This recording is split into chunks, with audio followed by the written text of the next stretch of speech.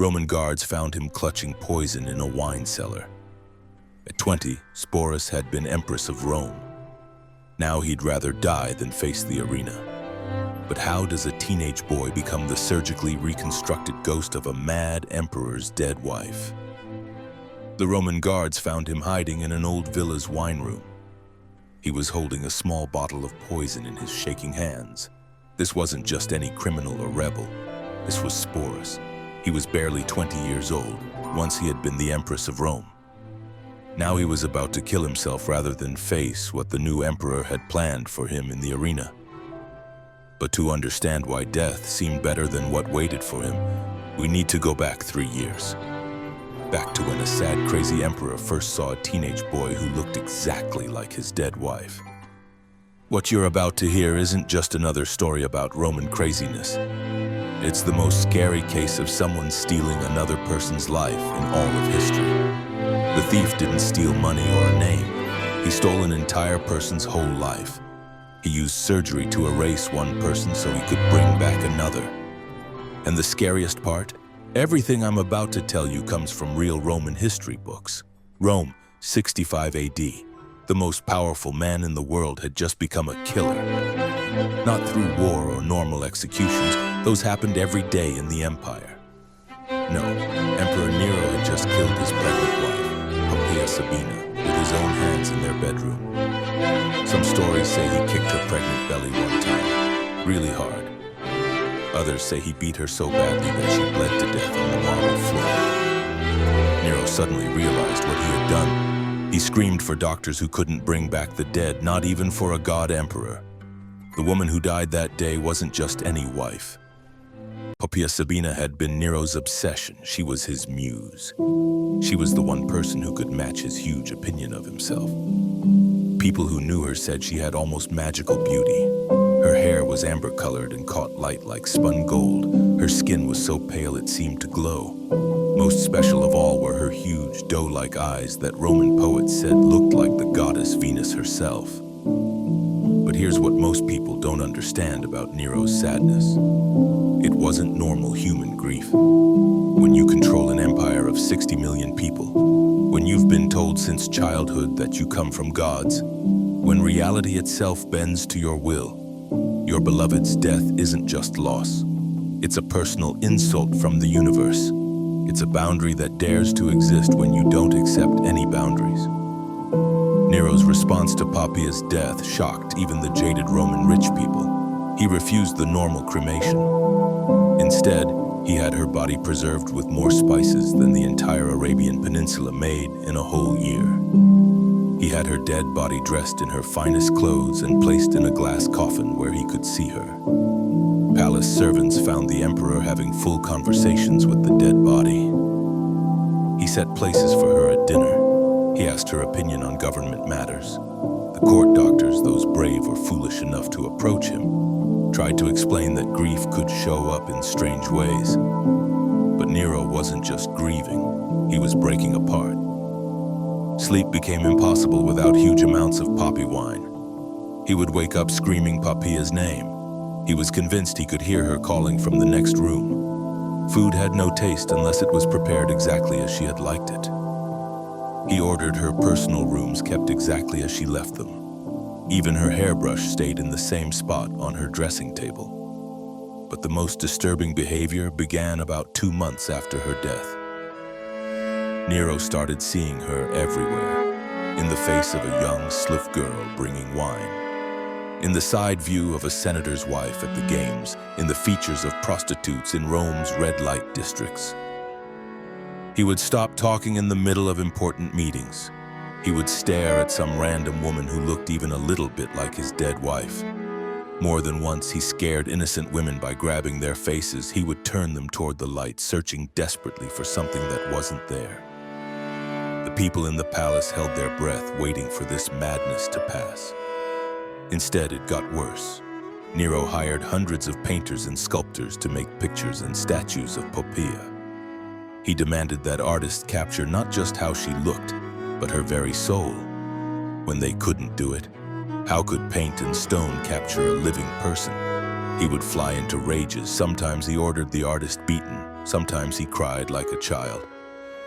Then came that day in late 65 AD when everything changed. Nero was reviewing work appointments. It was a boring task he usually gave to someone else, but he was forcing himself to focus on it to distract himself from his grief.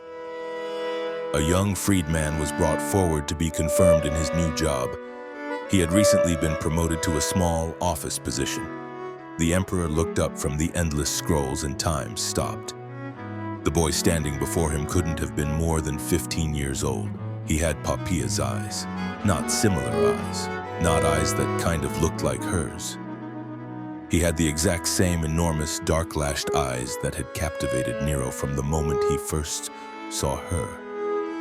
The same delicate bone structure framed them, the same way of tilting his head when nervous without thinking about it, even the same unusual amber flecks in his eyes that caught the light from the oil lamps. Nero rose from his throne so quickly that scrolls scattered across the floor. The court held its breath as the emperor walked toward the terrified boy. He circled him like a predator studying its prey. But there was something else in Nero's expression, a desperate hope, a manic joy that was somehow more frightening than anger. "What is your name?" Nero's voice was barely a whisper. "Sporus, Divine Augustus. I am Sporus." Now here's where I need to pause and give you some background that Roman historians often skip over. Sporus wasn't just any slave, he had been born into the emperor's household. His mother was a Germanic captive who died giving birth to him. He was raised in the maze-like servants' quarters of the palace. He had been educated alongside the children of other freed men in the palace. He was trained in Greek and Latin, math, and speaking skills. His delicate features and quick intelligence had marked him for office work rather than hard labor, but none of that mattered now. In that moment, Sporus stopped existing as an individual person. He became a canvas for an emperor's crazy dream. Nero's examination continued for what witnesses said felt like forever, but was probably only minutes. He touched the boy's face. He turned it to catch different angles of light. He ran fingers through his hair. Sporus stood frozen. He was smart enough to understand that his life balanced on a knife's edge, but he didn't yet understand the full horror of what was about to happen. Finally, Nero stepped back. The smile that spread across his face was described by one writer as the expression of a man who has discovered the secret of defeating death itself. "Cancel the rest of today's appointments," Nero commanded, "and call my personal doctors. Tell them to prepare their finest rooms and their sharpest tools. We have work to do." The transformation of Sporus didn't begin right away with surgery. That would come later.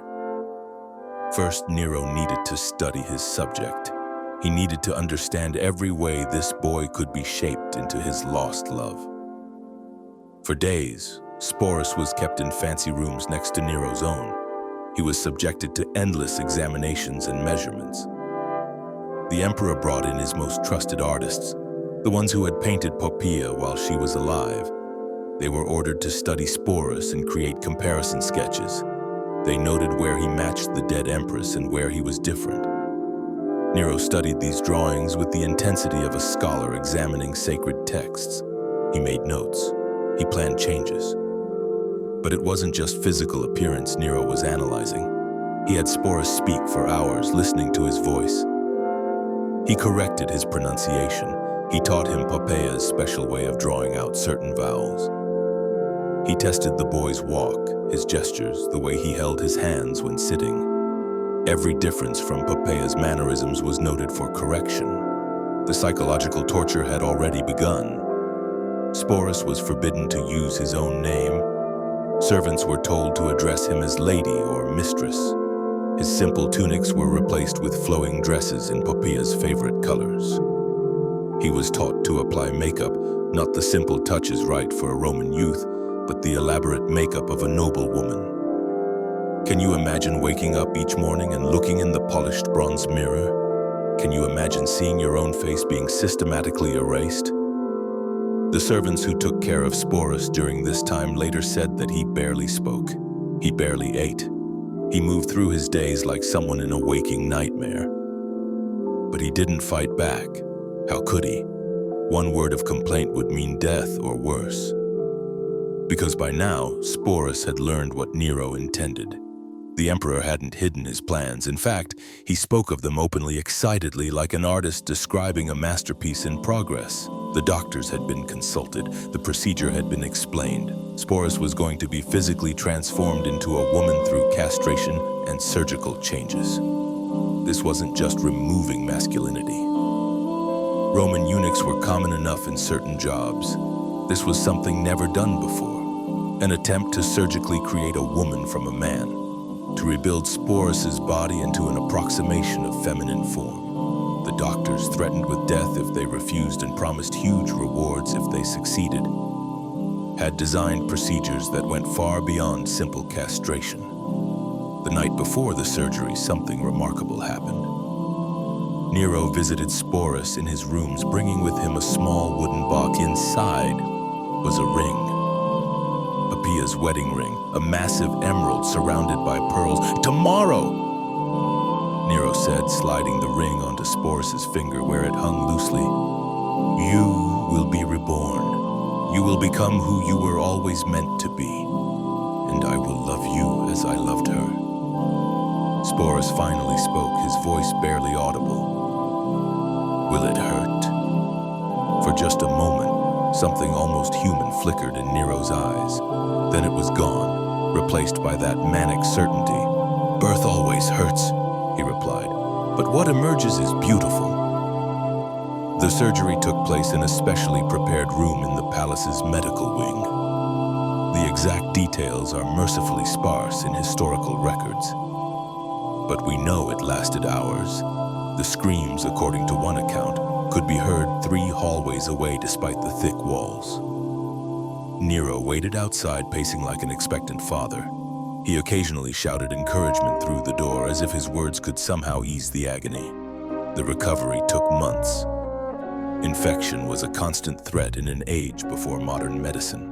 The changes were extensive enough that Sporus had to relearn basic functions. Through it all, Nero was always there. He supervised the healing. He adjusted dosages of pain-dulling poppy extracts. He even helped change bandages with his own imperial hands. This tender care might seem touching until you remember its purpose. Nero wasn't nursing a person back to health. He was crafting an object to fulfill his obsession. Every gesture of kindness came with a reminder of what Sporus was becoming.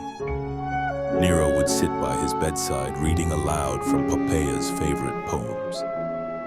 He told stories about her as if Sporus should remember them. He gradually blurred the line between who Sporus was and who he was being forced to become. The physical healing was one thing. The psychological transformation was another. As Sporus recovered, an army of tutors came to teach him. He learned to walk in the smaller, swaying steps considered proper for a Roman woman. His hands were trained to move with studied grace, to hold a wine cup delicately, to gesture while speaking in the restrained manner expected of imperial women. The voice training was perhaps the most intensive. Hour after hour, Sporus practiced speaking in higher, softer tones. He learned to change his voice to sound feminine. He was taught Poppaea's favorite phrases, her way of laughing, even her specific tones when addressing different members of court. A wardrobe was made, not just any women's clothing, but exact copies of Poppaea's favorite dresses. The imperial seamstresses, working from preserved samples, recreated her most famous outfits. Jewelers reset her personal collection to fit Sporus's slightly different proportions. Even her perfumes were recreated by mixing the same rare oils and resins. But clothes and jewels were just the beginning. Sporus had to learn the complex rituals of a Roman noblewoman's day. The hours-long morning beauty routines, the elaborate hairstyling that required a team of servants, the proper way to recline at dinner parties, how to engage in the witty but never too clever conversation expected of imperial women. Wait, it gets even more disturbing. Nero didn't just want Sporus to look and act like Poppaea. He wanted him to be Poppaea. The boy was required to study her history, her childhood in Pompeii, her first marriage, her rise through Roman society. He had to memorize names of her friends, her favorite foods, her opinions on poetry and politics. When Nero reminisced about shared experiences, Sporus had to respond as if he remembered them too. The first public appearance came about 6 months after the surgery. A small dinner party with just Nero's closest advisors and their wives. The reaction when Sporus entered the room was electric. He was dressed in one of Poppeia's distinctive purple gowns. Her jewelry glittered in the lamplight. Conversation stopped mid-sentence. Wine cups froze halfway to lips. Everyone had heard rumors, but seeing the transformation was something else entirely. The resemblance was uncanny. In the soft lighting with makeup expertly applied, Sporus looked eerily like the dead empress, the way he moved, the tilt of his head, even the way he smiled. It was all Poppaea, or rather it was a performance of Poppaea so complete that for moments at a time, even cynical courtiers found themselves forgetting the truth. Nero beamed like a proud artist revealing his masterpiece. He kept one hand possessively on Sporus throughout the evening. He introduced him as my beloved Sabina, using Poppeia's family name. The guests, masters of political survival, played along with enthusiasm that bordered on hysteria. They complimented Sabina's beauty. They asked after her health. They included her in conversations as naturally as if the last months had been a strange dream and Poppaea had never died. But you can't fool everyone forever. Tacitus, writing years later, recorded what those forced to participate in this charade observed. They noted how Sporus's hands, despite all the creams and treatments, remained slightly too large for a woman. How his shoulders, beneath the flowing fabric, retained a masculine broadness. How occasionally, when he forgot himself, his natural voice would break through the practiced feminine tones. More heartbreaking were the moments when Sporus's own personality emerged. Witnesses described catching glimpses of a sharp intelligence, a dry wit, a profound sadness that had nothing to do with Poppaea. But these moments were quickly suppressed. Any deviation from the role meant punishment, not physical abuse which might mar the illusion, but psychological torment. Nero would grow cold, he would withdraw affection, he would threaten to find a better Poppaea if this one couldn't perform adequately. The wedding announcement shocked even those who thought they'd seen the depths of Nero's madness. It came in early 67 AD. It was proclaimed throughout Rome as if it were completely normal for the emperor to marry his surgically feminized teenage freedman. The ceremony would be a full-state occasion with all the traditional Roman rituals. They would treat this union as legitimate as any imperial marriage. The preparations were grotesque in their normalcy. Wedding planners consulted ancient traditions. Priests prepared the proper sacrifices. The route for the procession was decorated with flowers and garlands. Invitations were sent to every senator, magistrate, and foreign dignitary in Rome. Declining was not an option. The wedding day itself was surreal. Sporus was dressed in the traditional saffron-colored veil of a Roman bride. His face was painted with the ceremonial cosmetics. The dowry, a massive fortune in gold and property, was formally transferred. Contracts were signed with the same legal language used for any marriage. Despite the biological impossibility of the union producing heirs, Nero played his role as groom with disturbing sincerity. He performed the traditional rituals. He spoke the ancient vows. He even carried Sporus over the threshold in the manner prescribed by custom. The wedding feast that followed was lavish beyond description. Peacocks stuffed with songbirds, wine from Caesar's own cellars, entertainment by the finest musicians and dancers in the empire. Throughout it all, the Roman elite maintained their frozen smiles and offered their congratulations. Gifts poured in, jewelry for the new empress, household goods for the imperial couple, even fertility amulets in a display of either dark humor or desperate attempts to please the emperor. Senators gave speeches praising the beauty of the bride and the happiness of the union. Poets composed wedding songs celebrating the marriage. But behind the facade, everyone understood they were witnessing something unprecedented and deeply wrong. This wasn't just another of Nero's excesses. This was a fundamental violation of Roman values, natural law, and human dignity. Yet they applauded and smiled and toasted the happy couple because the alternative was death. If If you're finding this story as deeply unsettling as I am, drop a comment below.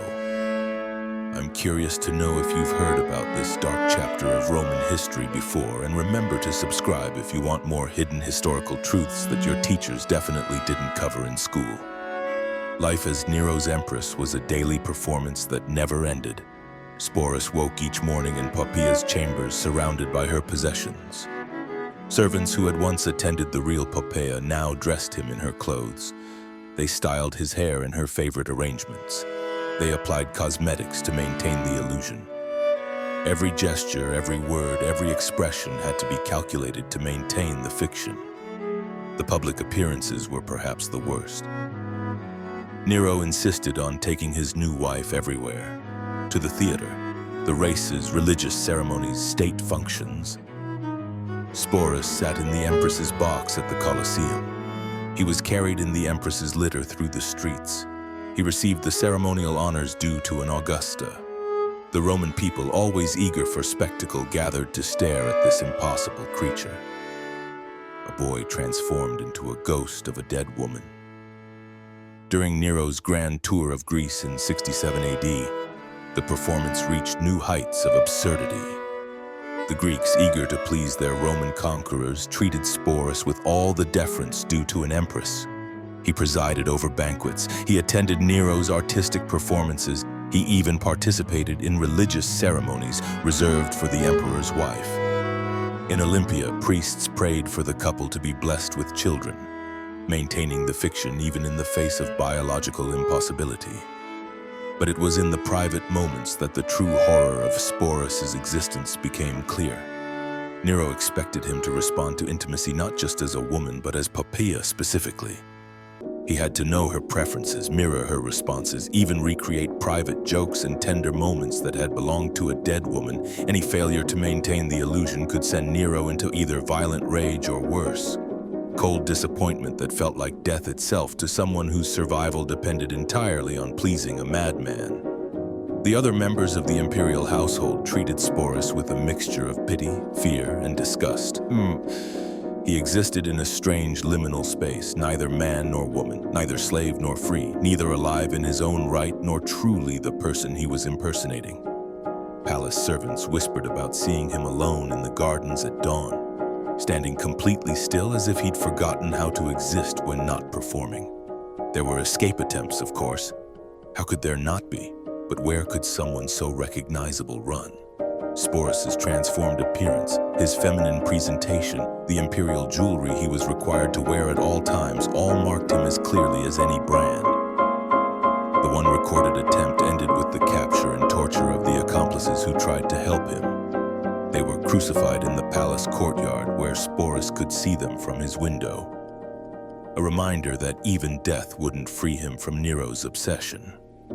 Yet perhaps the cruelest aspect of Sporus's captivity was the moments of genuine kindness from Nero. The emperor, in his madness, seemed to truly believe he had resurrected his beloved.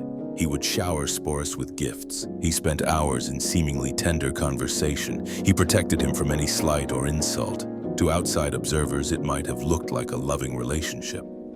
But how can there be love when one person has been surgically and psychologically restructured to fit another's delusion? Historical accounts suggest that over time, Sporus developed what we might now recognize as a severe dissociative disorder. He began referring to himself as Poppaea even when not in Nero's presence. Servants reported finding him having conversations with mirrors, speaking in two voices. His own and the feminine persona he'd been forced to adopt. The boundaries between Sporus and the role he played became increasingly blurred, perhaps as the only way his mind could cope with the daily trauma of his existence. Then came the spring of 68 AD when Nero's world began to collapse. Rebellions erupted across the empire. The Senate declared him an enemy of the state. The Praetorian Guard abandoned him. As Nero fled Rome with only a handful of loyal servants, Sporus was among them. Even facing death, the emperor couldn't leave behind his artificial Poppaea. Those final days in the villa outside Rome were a descent into pure madness. Nero alternated between grandiose plans for escape and theatrical preparations for suicide. Through it all, Sporus remained by his side, still playing the role of devoted wife even as the empire crumbled around them. Witnesses describe Nero clinging to Sporus, calling him "my only love, my resurrection," begging him to die together like ancient tragic lovers. When news came that capture was imminent, Nero finally chose death. But even in his last moments, the performance continued. He asked Sporus to begin the ritual lamentations for his death, to mourn him as Poppaea would have mourned. As Nero pressed the dagger to his throat with trembling hands, Sporus helped guide it. Perhaps the only genuinely merciful act in their entire twisted relationship. With Nero dead, Sporus's nightmare should have ended. Instead, it entered a new phase. He was now a living symbol of Nero's excesses, a valuable prize for whoever claimed power next. The generals fighting for the throne each saw him differently, as a trophy, a curiosity, a potential legitimizing link to the previous regime, or simply as an object of fascination. First came Galba, the elderly general who briefly claimed the purple. He treated Sporus with cold courtesy, keeping him in the palace but largely ignoring him. For a few months, Sporus lived in a strange twilight existence, still dressed as a woman. What else could he do after years of transformation? Still called Sabina, but without the intense focus of Nero's obsession. But Galba's reign lasted only 7 months before he was murdered in the Forum. His successor, Otho, had known Poppaea personally. In fact, she had been his wife before Nero stole her. Otho's interest in Sporus was therefore particularly disturbing. Did he see in the transformed boy an echo of his lost love? A chance for revenge against Nero's memory? Historical sources suggest Otho treated Sporus as a legitimate widow, even promising to marry him, though his reign was too brief for this plan to materialize. When Otho committed suicide after losing the Battle of Bedriacum, Sporus passed to the victor Vitellius. And it was under Vitellius that Sporus' story reached its final, brutal chapter. Vitellius was a different kind of emperor, crude, gluttonous, caring nothing for the refined cruelties of his predecessors. To him, Sporus was neither a person nor a valuable object, but a potential source of entertainment for the mob. Here's where the story takes its darkest turn. Vitellius announced that Sporus would perform in a public spectacle in the Colosseum, not as a spectator in the imperial box, but as a participant in the games. The plan was hideously creative. Sporus would be forced to reenact the myth of Proserpina, the maiden abducted by Pluto to the underworld. In this fatal performance, he would be abducted by gladiators dressed as demons and subjected to public rape before being killed. When Sporus learned of this plan, he finally found the strength that had eluded him for years.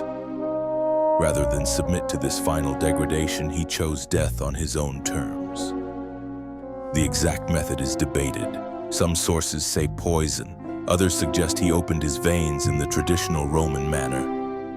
But all agree that he died by his own hand, finally escaping the role he'd been forced to play. He was approximately 20 years old. The tragedy of Sporus raises profound questions about identity, autonomy, and the corruption of absolute power. Here was a person systematically destroyed and rebuilt to serve another's delusion. Every aspect of his existence, physical, psychological, social, was violated and reshaped. He became a living ghost, forced to impersonate someone he'd never met, to love someone who had destroyed him. What makes his story particularly haunting is how completely we've lost the real Sporus. We don't know his thoughts, his dreams, his personality before Nero's attention fell upon him. That person was so thoroughly erased that even his name is uncertain. Sporus itself might have been a cruel nickname meaning seed or sown thing of Mimbo, emphasizing his transformation. The boy who entered Nero's presence that day effectively ceased to exist, replaced by a performance that continued until death finally released him. Modern historians debate whether Sporus ever experienced moments of agency within his captivity. Some point to his final suicide as his one true act of self-determination. Others note small resistances, the moments when his real voice broke through, the escape attempt, the choice to help Nero die rather than prolonging the emperor's life and his own captivity. But perhaps the most disturbing aspect of Sporus' story is how many people were complicit in his torture. The physicians who performed the surgery, the tutors who trained him, the courtiers who pretended he was Poppaea, the servants who dressed him each day. Hundreds of people participated in maintaining this cruel fiction. Each of them made the choice to prioritize their own survival over the humanity of a teenage boy. The story of Sporus serves as a reminder that power without conscience creates horrors beyond imagination. When reality itself becomes subject to the whims of authority, when human beings become raw material for others' fantasies, when entire societies participate in obvious fictions to appease tyrants, the results are invariably tragic. If this story has affected you as deeply as it has me, please share your thoughts in the comments below. And if you want to explore more hidden histories that reveal the extremes of human behavior, make sure to subscribe and hit the notification bell. In the grand narrative of Roman history, Sporus is often reduced to a footnote. Just another example of Nero's excesses. But he was a human being whose life was stolen, whose identity was erased, whose body was mutilated, whose every waking moment became a performance in someone else's tragedy. He deserves to be remembered not just as a victim, but as a person who endured unimaginable circumstances and finally, in his last act, chose freedom over further degradation. The ruins of Nero's palace still stand in Rome, buried beneath later constructions. Somewhere in those ruins are the chambers where Sporus lived his stolen life, where he stood before mirrors that reflected back a stranger, where he practiced speaking in a voice not his own. The stones remember, even if history has largely forgotten.